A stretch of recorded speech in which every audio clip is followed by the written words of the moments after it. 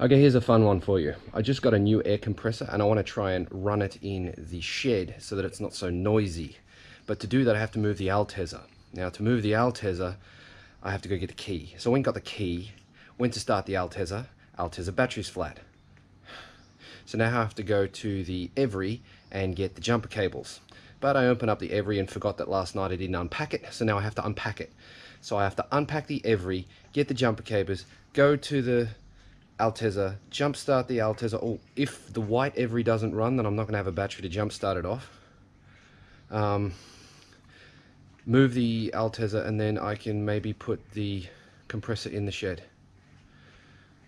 7 steps. And it looks like it's going to have to be modified straight out of the packet. So what's unusual about that? So I've unpacked the Every and the jumper cables aren't even in there. Okay, I'm out here in the garage and I have to film this because it's a bit of end of an era, really, because I made this box. It's a toolbox I got from a second-hand shop and I mounted it to the wall so that inside I could house the electronics, which I've pulled apart, obviously. I'll get more on that later, but it's got a timer. And these wires run to up through the roof, over there, and then down through that wall to outside. And we'll go have a look outside. Now, when I built this wall, I made a door. And it opens like this. Now, I don't often need to get out of this door, which is why I have the parts washer in front of it. So let's move that. It's on wheels, so it's easy to move. Recognize this, Ryan? Move that over there real quick. Out we go. I built this little house here, which is, well, it's deteriorating because of the weather. I thought the coating that I put on it would be waterproof, but apparently not. Now, what the hell is that? What is that? I don't know what that is, but that's, what the fuck? Okay. Alright, so this should just open up. Yeah. So I built this little house, and this is where my computer, this is where my compressor used to live, but my compressor died. So I decided to upgrade it. But, so here we've got power, timed power, and that plug on the bottom there used to go to the reset switch, so that if the compressor clapped out and reset itself, I wouldn't have to come out here to the house and press the button. Those that weird plug on the bottom, that one there, that was just 2 wires that ran to the factory reset switch that I pulled off the compressor and mounted in that location I showed you earlier. Here. So these 2 wires here, 1, 2, just go to that plug. It's just straight wires, and yeah. This is the reset switch here. Every compressor has one of these. It might look a little bit different on yours, but they all have it. And it's basically a circuit breaker. Now, this is just 2 wires. So I opened this up, connected 2 wires to the existing wires, ran them into the shed, and then plugged this into the 2 wires that were there.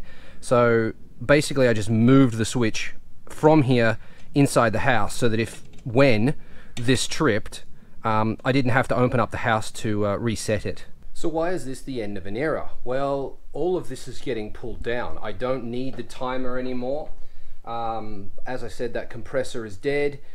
What's not dead? It still works. It just it's not healthy, so I'm not bothering with that anymore. I'll show you what the upgrade is shortly, but yeah, all of this has got to go, but I want to remember it. Basically, this is for me so that I can remember that this is how I did it. Now, there's that hole in the roof. I just did that right now. It used to be nice. It's not anymore. I actually want to pull this roof down, but that's another video. So yeah, over hose ran through the wall, up, over, down, and then connected to this water trap, and then I had this here. It ran out of the wall, up, over, and I have, you can just see it, that I have a water trap and a pull down hose reel over there too.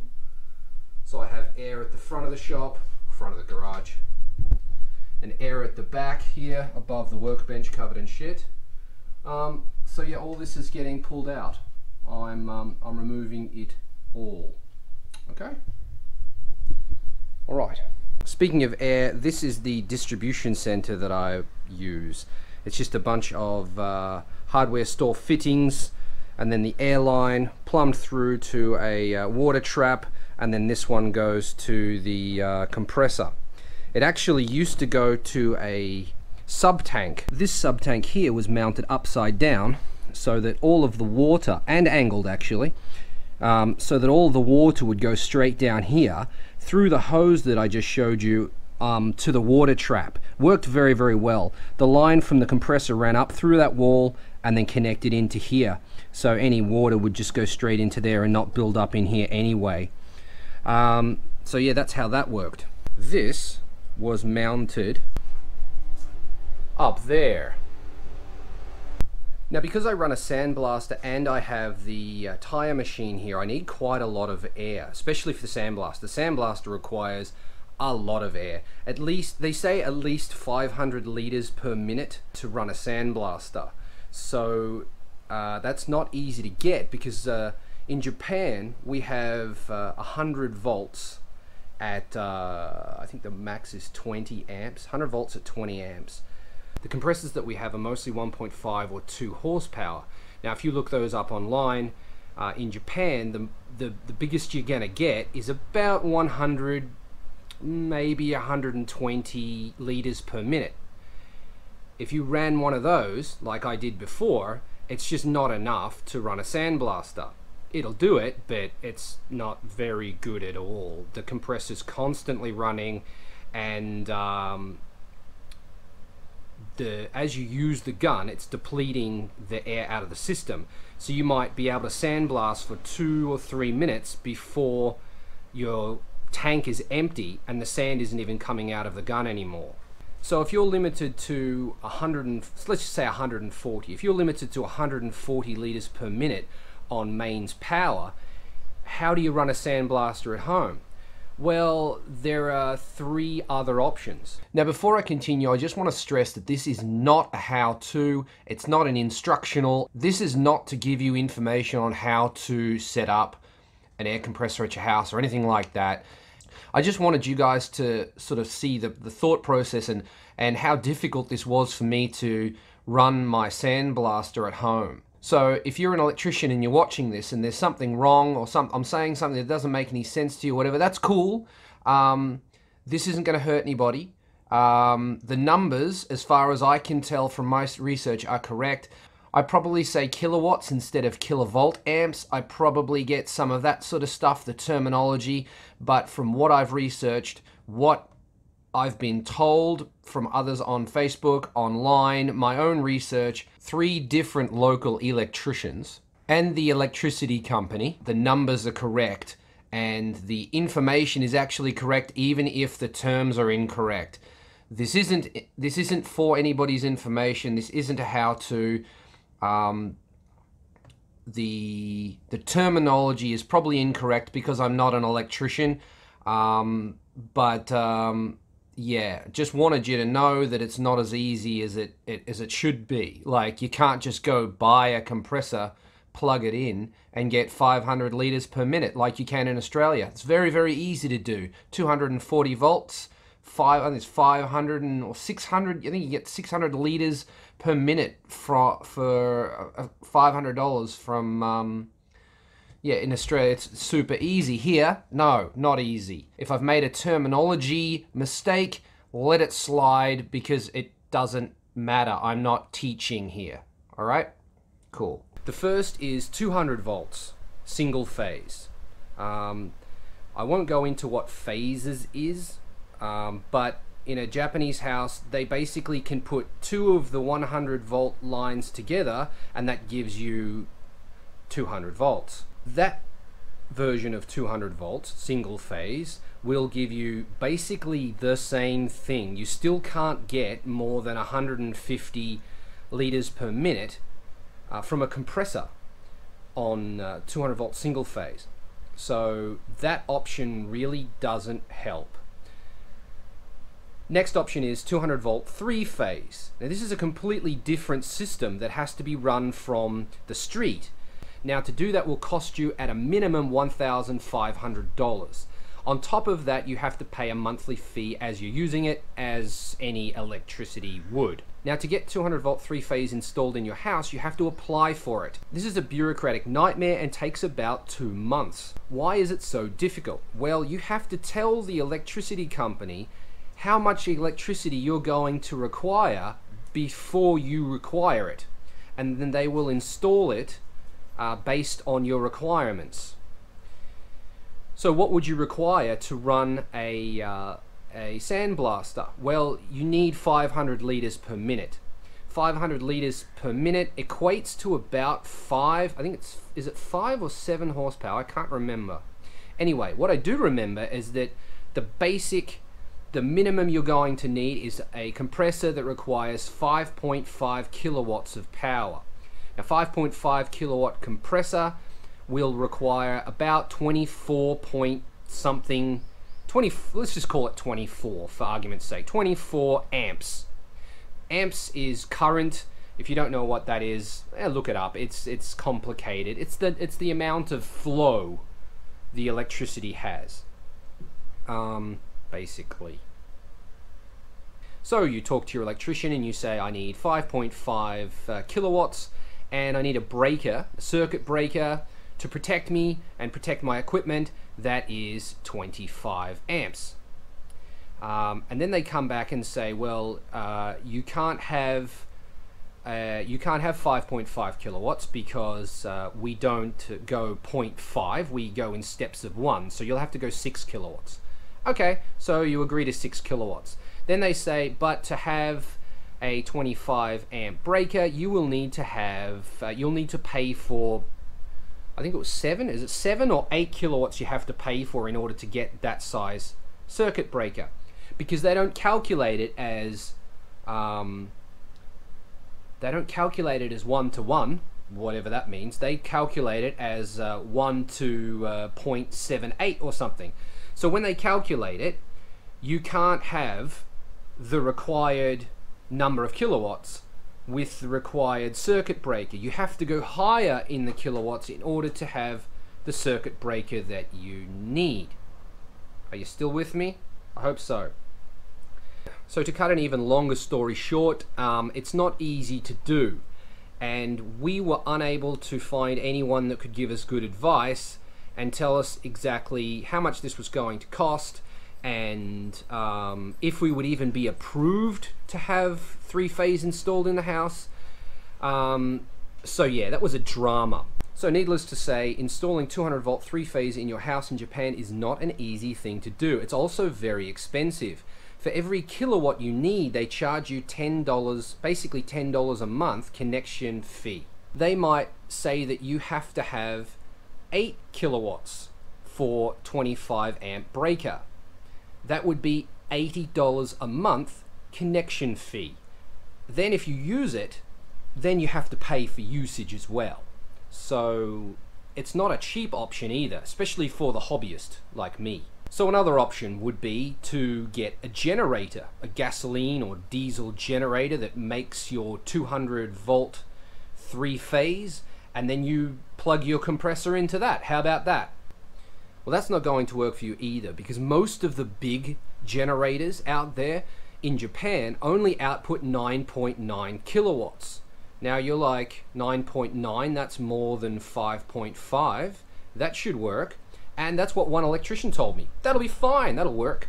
What he didn't tell me, and what he didn't seem to know, is that with motors like what are in an air compressor, they require, and this is from what I've read, they require between 3 and 9 times the power or current during startup. So even though your compressor is only rated to 5.5 kilowatts, it could require up to 50, basically 40. Could be 40, could be 30 kilowatts. And a 9.9 is not going to start it. It would run it if you could get it started, but you're not even going to get it started with 9.9 kilowatts. Blah, blah, blah, blah. Kilovolts, kilowatts. If I'm mistaking any of these terms, forgive me. I'm not an electrician. The numbers are correct.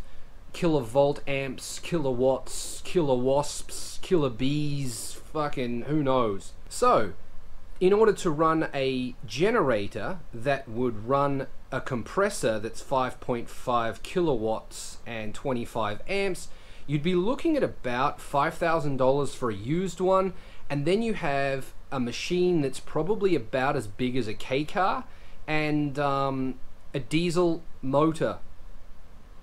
I don't know how to fix diesel motors, so if that broke,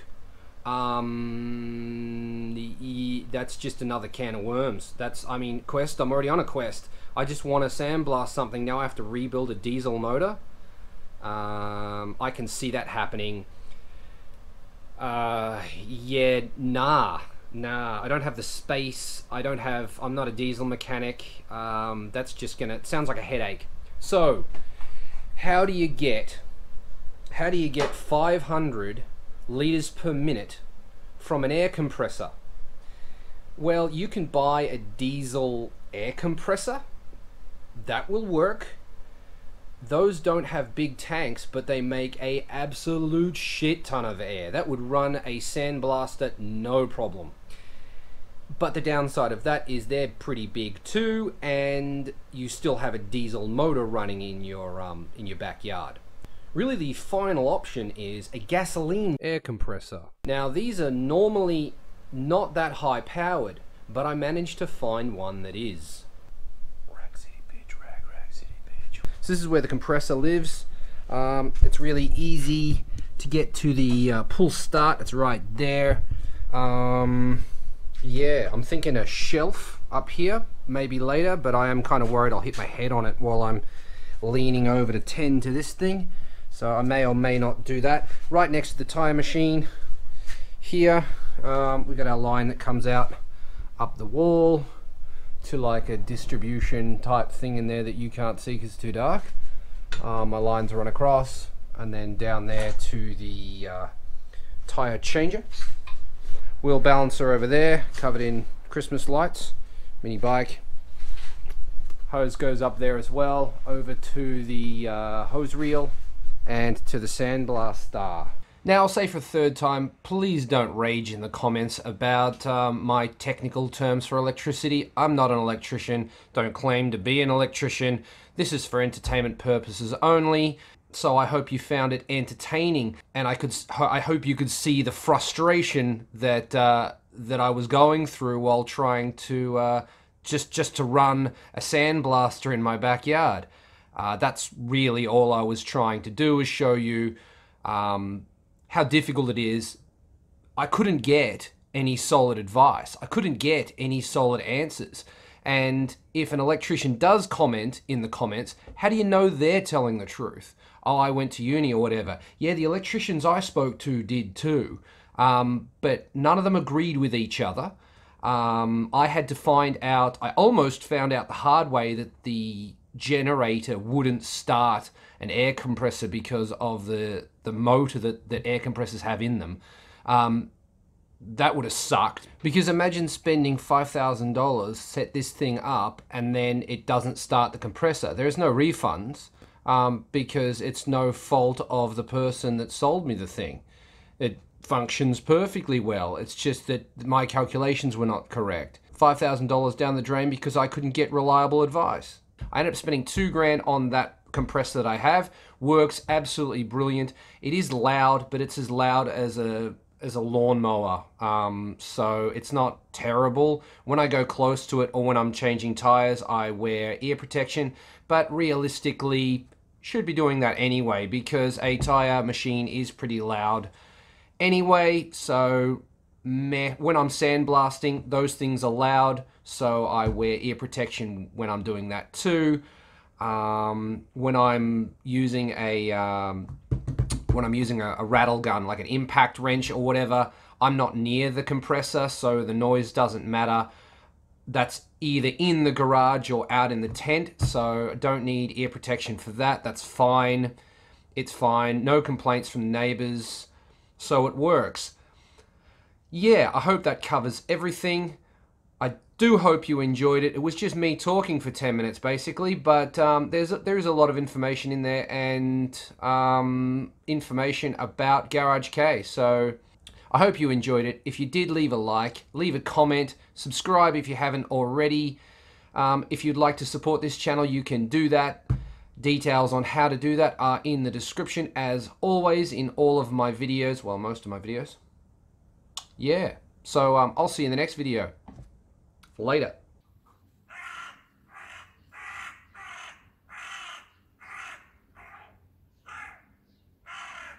You get that? All right.